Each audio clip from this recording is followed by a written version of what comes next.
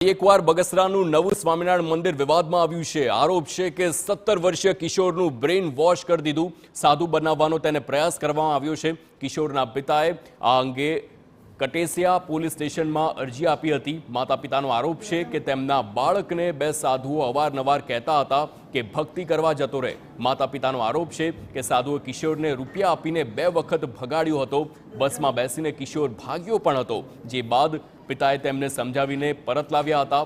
હવે પિતાએ સાધુ સામે બગસરા પોલીસ સ્ટેશનમાં અરજી આપી છે। તો બાળકને બ્રેઇન વોશ કરવાનો આરોપ સાધુ સંતો પર લાગ્યો છે, તેને રૂપિયા આપીને ભગાડવાનો પણ આરોપ પિતાએ લગાડ્યો છે।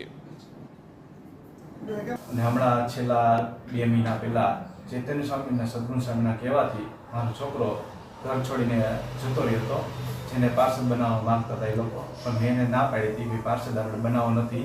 છતાં પણ એને ફરીથી પ્રયાસ કરીને એને અમદાવાદ મોકલી દીધો હતો, કોઈ હરિભગતની ઘરે, જ્યાં એને અંતાડી દીધો હતો અને 5-6 દિવસ લગી એને અહીંયા બગસરા આવવા નહોતી। પણ અમારું ઘરનું વાતાવરણ એવું હતું, છતાં પણ એ લોકો અમારી સામે કંઈ જોતા નહોતા। મારો ધ્રુવી લેખનો એક દીકરો છે મારે, અને મારે ઘરનું માણસ અહીંયા સેવા કરવા જાતું, પણ મારો છોકરો યારે જાતો, છતાં અમને 2 વાર એને ભગાડી દીધો। ભગાડ્યા પછી અમે 3જી વાર કથામાં મોકલો તો કથામાં એને ત્યાં મોબાઈલ પૈસા ત્યાં મોકલા છે, અને સંતો એટલો એને સાથ સહકાર દે છે। અમારે એને કેમ રાખવાનો? ઘરની પરિસ્થિતિ નથી ખબર છે એને, છતાં અમારા ઘરમાં પરિસ્થિતિ કેવી છે તો એ ભગાડવા શું કામ માંગે છે?